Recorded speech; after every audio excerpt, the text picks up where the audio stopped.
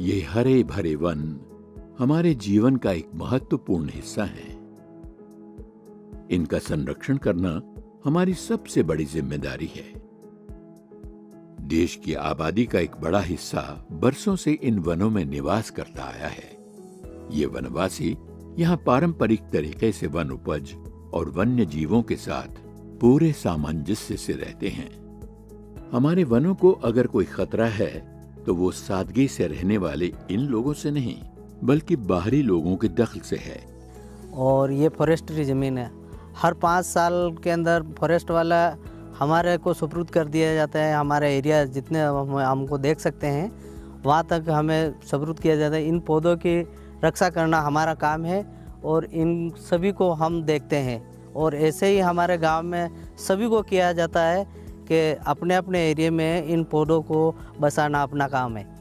वर्ष 2008 में लागू वन अधिकार अधिनियम यानी फॉरेस्ट राइट एक्ट FRA अनुसूचित जनजाति के लोगों के अधिकारों को मान्यता देता है।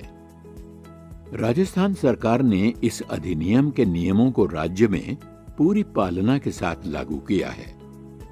इन नियमों के तहत वर्ष 2005 से पहले से वन क्षेत्र में निवास करने वाले जनजाति के लोगों को सरकार द्वारा पट्टा जारी किया जा रहा है।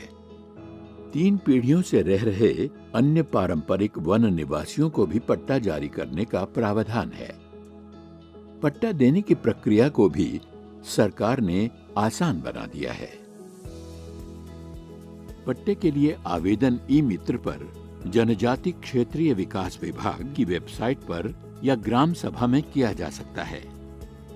अनुसूचित जनजाति के लोगों को दस्तावेजों के आधार पर या मौखिक एवं भौतिक सत्यापन के आधार पर पट्टा दिया जाता है।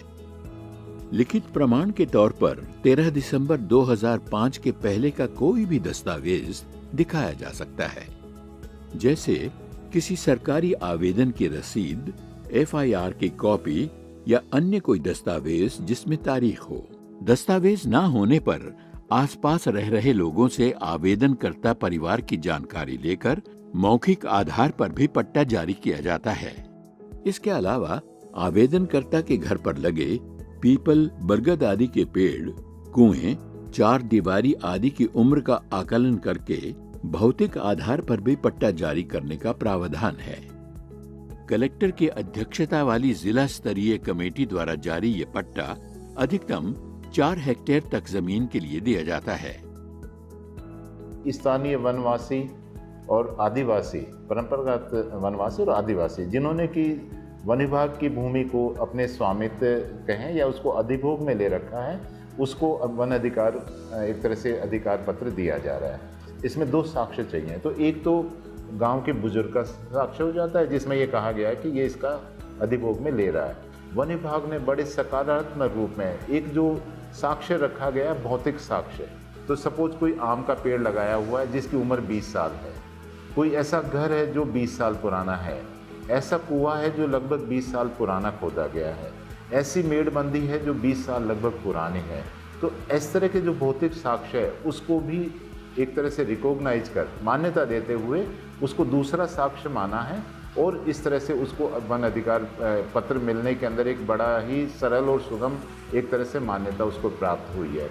इसमें ये प्रावधान किया गया है कि जो लोग 2005 दिसंबर से पहले परंपरागत रूप से उस एरिया में वन क्षेत्र में रहते थे, उनको हम एक्चुअली पट्टा दे सकते हैं। इसमें सबसे अच्छी बात ये है कि इसमें डॉक्यूमेंट्री प्रूफ मैंडेटरी नहीं है। अगर कोई इतना बुजुर्ग व्यक्ति ये लिख के दे देता है या वहाँ पे इतना कोई पुराना पेड़ अपने को दिखता है कि ये कम से कम 50 साल पुराना पेड़ होगा, तो उसको भी हम मतलब आधार मानते हुए तो ऐसे लोगों को हम खूब सारे पट्टे दे रहे हैं।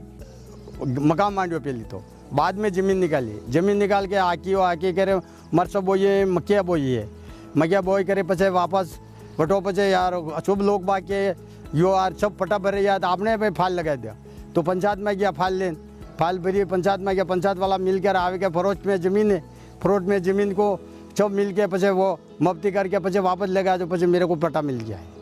वन विभाग के पट्टे का मतलब है कि ये रहवासी और इनकी आने वाली पीढ़ियां इस भूमि का उपयोग कर सकते हैं। लेकिन इस जमीन को किसी को बेच नहीं सकते और ना ही इसे लीज पर दे सकते हैं। निजी अधिकारों के साथ ही वन विभाग ने जनजाति के लोगों को सामुदायिक अधिकार भी दिए हैं। इन अधिकारों के तहत ये लोग निर्धारित चारागाहों पर अपने पशुओं को चरा सकते हैं और वन उपज को बेचकर अपनी आजीविका भी कमा सकते हैं। हमारी जिम्मेदारी है कि हम वनों की भी रक्षा करें और वनों में रहने वाले लोगों के अधिकारों की भी, ताकि ये तालमेल और सह अस्तित्व और मजबूत हो सके।